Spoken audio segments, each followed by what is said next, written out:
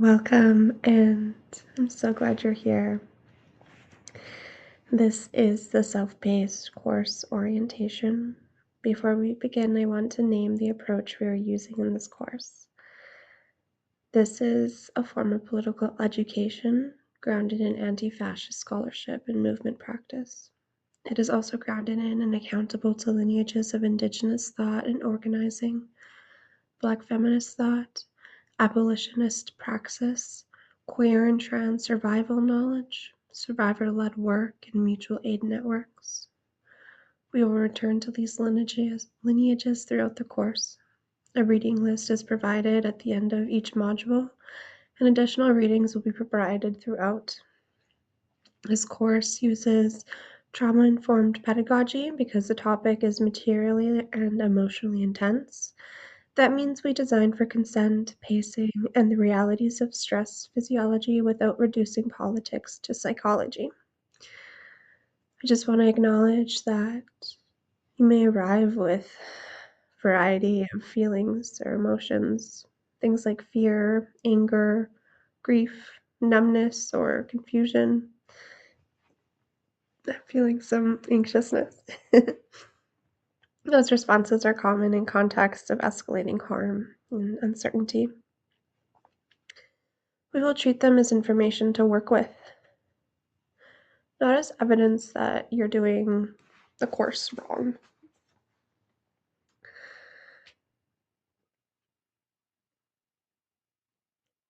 So before we get into the course method, I want to orientate you to the overall arc. This course is structured into 14 modules, starting at number 0, 1 through 13. A table will be contained in each module and attached outside of the course, so you can reorientate yourself when you return. I want to acknowledge that you don't have to take this course in a linear fashion, but I do encourage you to move one module at a time. So today we're starting off with orientation, container, and care.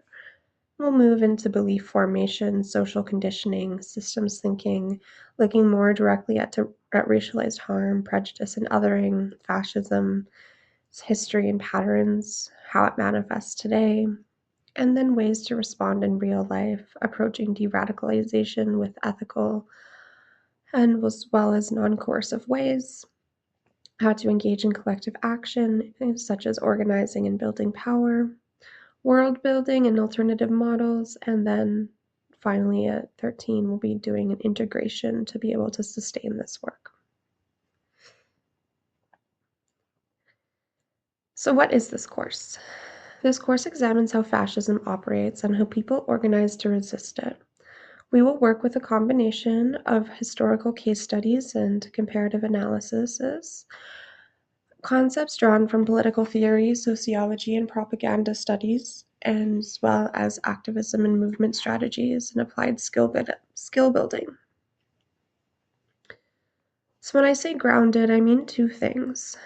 First, we will return to the observable mechanics: recruitment, narrative diffusion, institutional normalization, and the production of consent and coercion.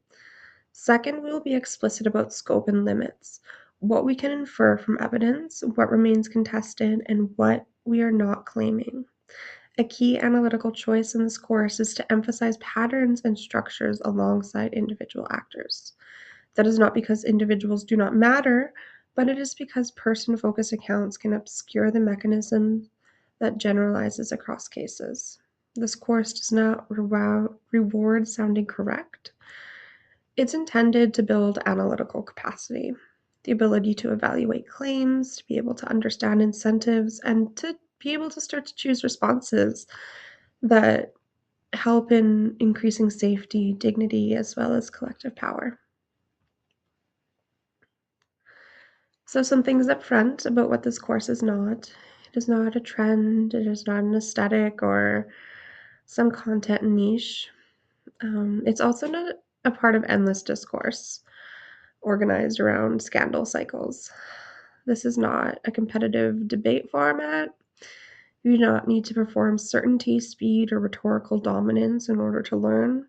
It's not a person-by-person hunt for villains. Individual accountability matters. But scapegoating and personalization can function as avoidance of structural analysis. This is not permission to harass, target, threaten, dox, or escalate conflict.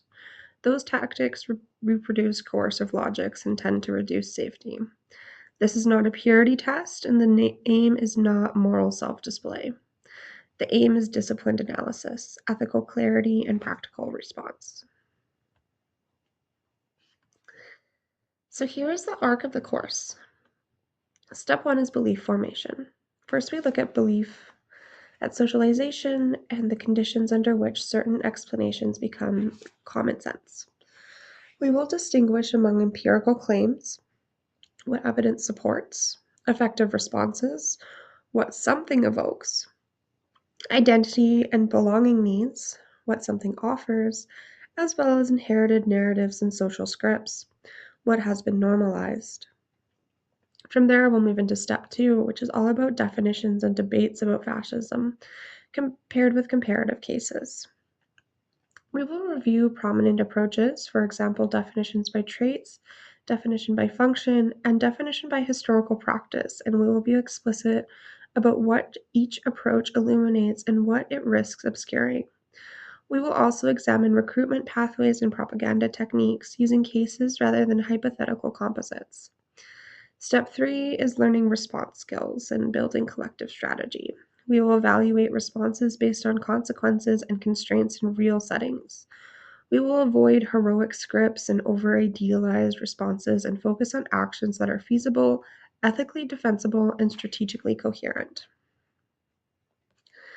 So moving through the course, here's what I recommend. Engage one lesson at a time. Take pauses when prompted or when you notice activation or shutdown, which we'll talk about in a little bit. Write a brief working note so the learning becomes explicit and revisable. Take one small application so this becomes a skill, not only information. And a methodological note about pacing. Under time pressure and high arousal, people may show reduced working memory, narrow attention, excuse me, and a stronger drive towards simple explanations. In learning science terms, this is partly a cognitive load problem. In political terms, it can increase vulnerability to urgency framing and scapegoating. So we will treat pacing as part of analytical rigor. We will use one takeaway structure, focus on one concept, one thing you noticed, and one action to take within the week.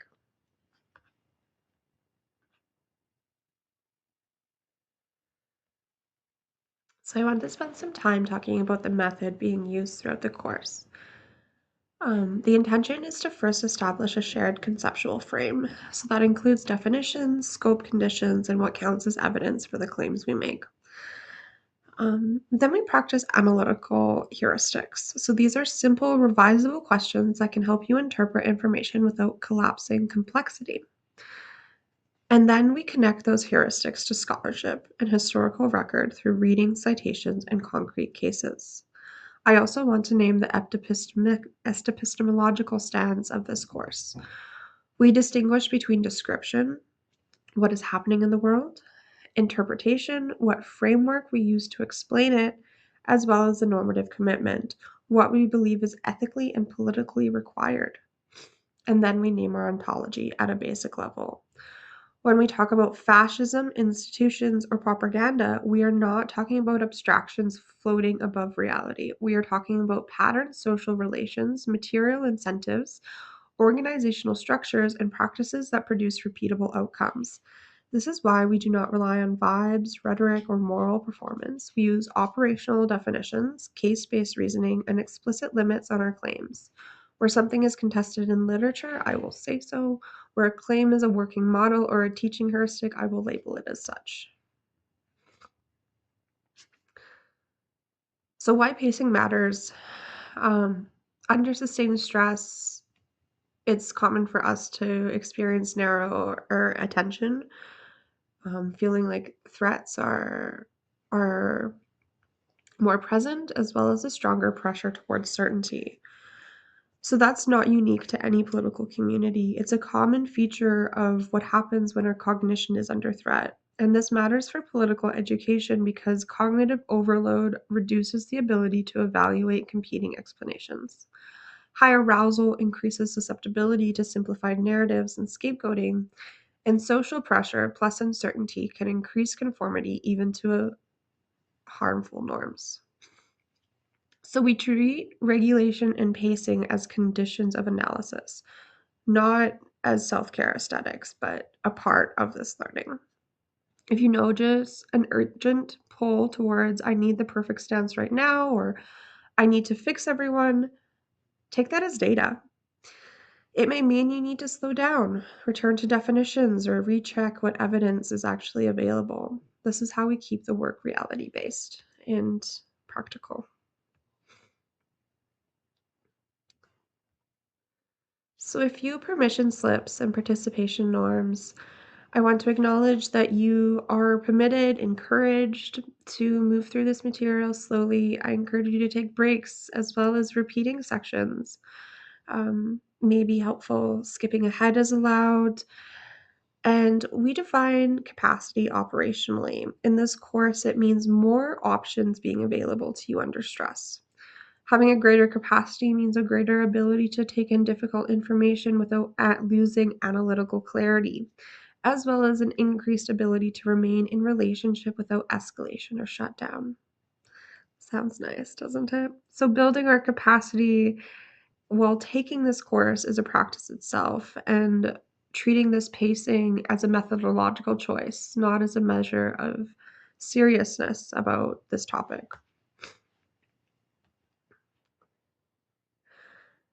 So, for some learning outcomes, here's what success looks like in operational terms.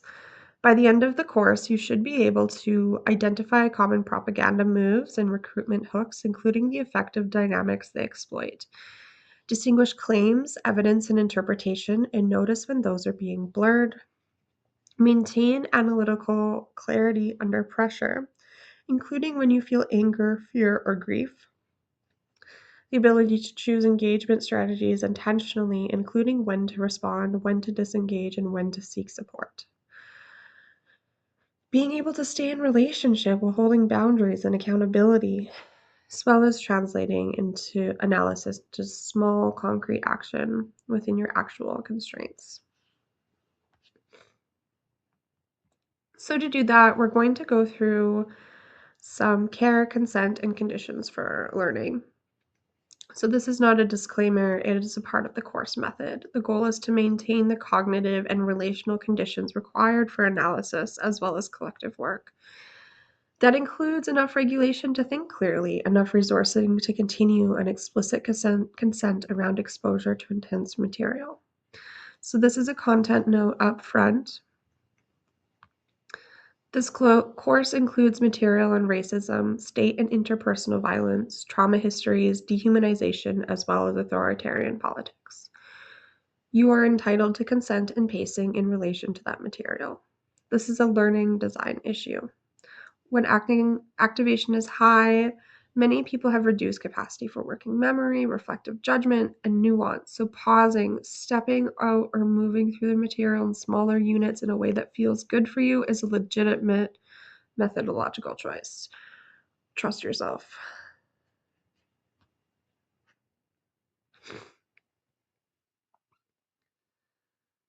Um, so on content warnings are not censorship. They're not evidence of weakness. They're not anything more than consent tools.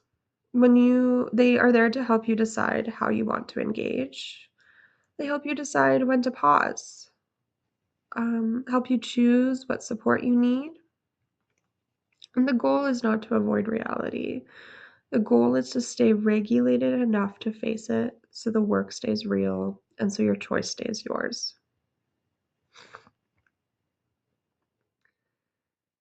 Before moving further, I encourage making a brief plan in advance to support yourself.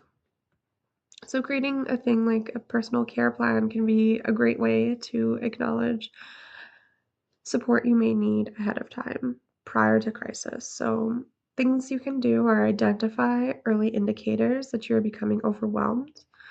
So while you're taking in this information, recognize if your jaw becomes tense, if maybe your thoughts are spiraling, maybe you're shutting down more, maybe you're feeling irritable or numb. Once you know what these indicators are of what it looks like to be overwhelmed, identify interventions that reliably reduce the activation. So when you notice yourself becoming overwhelmed, make a list of things that you can do to support yourself in those instances. Things like hydration, movement, music, food, meditation, doing breath work or grounding. In addition, with your personal care plan, identify social supports. Name 1 or 2 people you can contact and specify the kind of support you are requesting. For example, can you stay with me for a while I decompress, or can we take a short walk? Rather than unspecific requests to be fixed, you can reach out to someone and let them know that you're taking a course right now, and afterwards you might need someone to talk through it with or to just get your mind off of things. And it doesn't have to be complicated.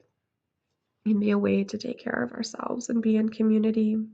And finally, another thing to add to your personal care plan is to identify your boundaries. Specify what limits you will set for yourself while taking the course and what aftercare you will do following a heavy lesson. Here are some examples of some practical boundary examples. Maybe you might want to limit late night high intensity media consumption. Maybe it means setting bounded news windows for the day, times when you're only allowed to look at the news. Using the mute and block buttons as attention management tools. Taking notes and stepping outside, and if you feel activated, stopping. Coming back later is part of the work. This is not school. You are not being graded.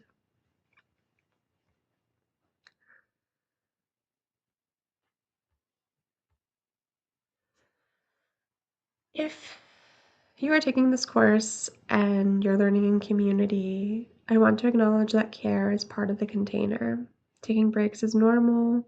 No one is required to disclose personal trauma. There is no trauma competition. We hold confidentiality with clear safety limits, and we practice repair when harm happens. Because the goal is not comfort, the goal is capacity. So if conflict occurs, here is the repair baseline, the baseline for repair. Few simple steps. So we name the impact without defensiveness. We pause long enough to come back to regulation. We recommit to the agreement that you are returning to and changing something specific like behavior, not just an apology, and then following up because repair is a process, not just a moment in time. So throughout the course, if you notice escalation or shutdown, here are a few grounding exercises you can do. Option 1 is the 5-4-3-2-1 method. So that includes naming 5 things you see. Look around the room and see 5 things. What can you see in your room? After that, name 4 things that you feel, 3 things you can hear, 2 things you can smell, 1 thing you can taste. Another exercise to try if you're feeling overwhelmed is to choose a color. For example, choose the color blue and look around the room and see where in your space that color is. Once you do that, maybe find your feet and try applying pressure by pressing your palms together. You can do that in a handshake. Just these little actions are ways to bring the attention back into our body, reminding ourselves that we are in control, we are safe. This is just information. It's not going to hurt us. Another option is breath pacing. So one thing to do is to inhale And then exhale slightly longer than your inhale. This is a way to downshift arousal. The point is not self-optimizing, but the point is to restore enough access to reflective judgment to continue learning. So throughout, if something's feeling heavy, just maybe you want to take a gentle inhale and a big exhale, just to bring that brain back online.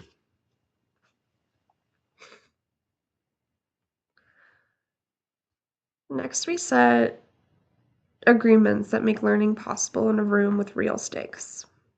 So we're not here for comfort. We're not here for punishment. We're here for capacity. Our goal is so we can stay in relationship, so we can stay in reality, so we can stay able to act, and so the space itself doesn't become a weapon. Agreements are how we protect learning and protect each other.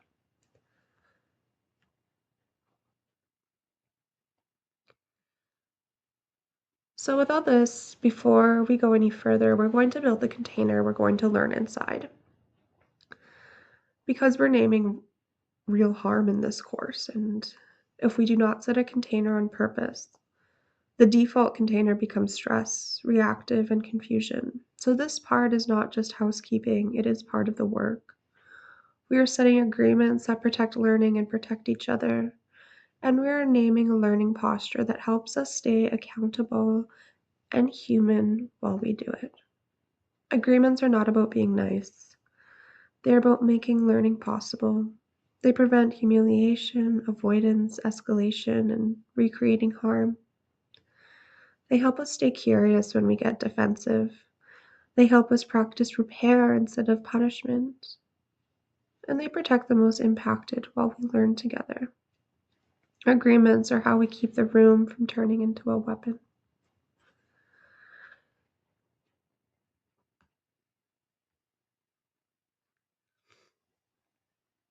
So for this container, I want to acknowledge that participation here is consent-based. This is a free course. You can pause, pass, or step out. My feelings won't be hurt. Speaking from I when possible.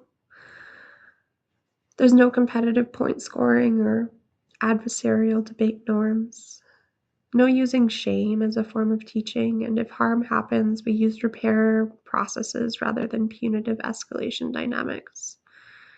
If you find yourself resistant to agreements, treat them as information and return to the purpose of the container. Agreements are not control, they're about providing clarity. So this is specific to if you're taking this in a collective container, a note for safety boundaries, no doxing, no targeting, and no harassment.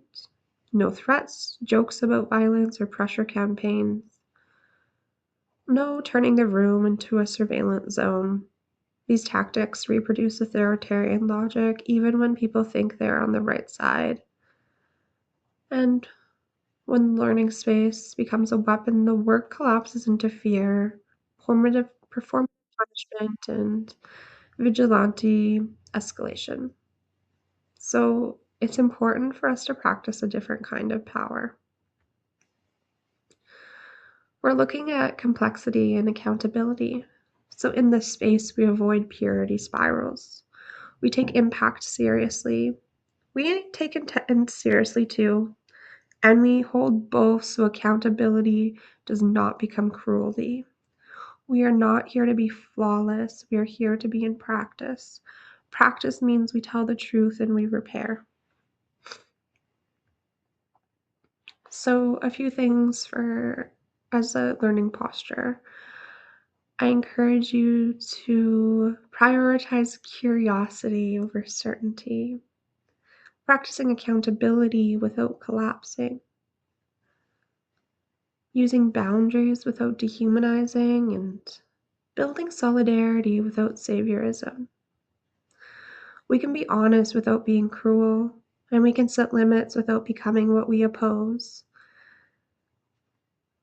If you feel yourself getting defensive or shutting down or wanting the right answer, That is a place to get curious, not a place to self-attack. So the point is not perfection. The point is practice. Practice is how capacity becomes real. So I want to get into definitions a little bit and acknowledge that language is an analytical instrument. This lesson exists because definitions shape what can be observed, compared, and evaluated. Without explicit definitions, disagreement often becomes rhetorical rather than analytical. So we will define key terms in order to specify scope, what is included and excluded, reduce equivocation, the same word that's used for different things, support comparison across cases, and make disagreements explicit and revisable. Confusion is not neutral in political contexts. Let me repeat. Confusion is not neutral in political contexts. It can be exploited through ambiguity, redefinition, and urgency framing. Definitions are one way we reduce that vulnerability. This is not about sounding academic. It's about producing clearer analysis and more accountable choices. So power. Power is the ability to shape outcomes. A boss, for example, shapes schedules. A landlord shapes housing access. A platform shapes visibility. And a group shapes norms. Power is not just being mean, it is leverage. It is who gets to shape what happens, who gets options, and who gets protected.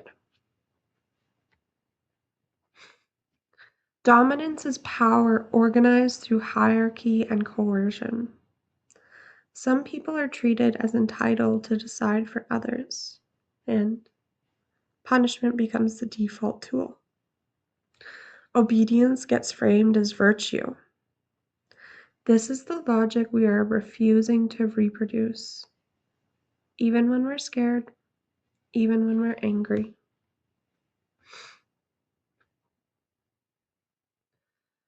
Oppression is patterned harm plus enforced disadvantage.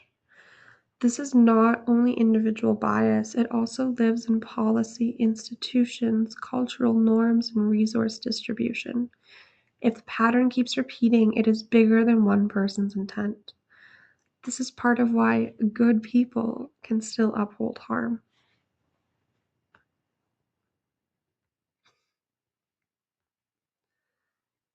Liberation is building conditions where people can live, choose, belong, and breathe.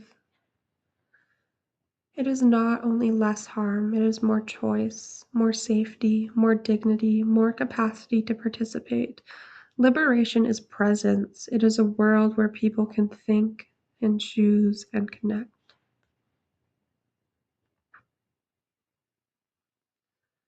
Some information terms.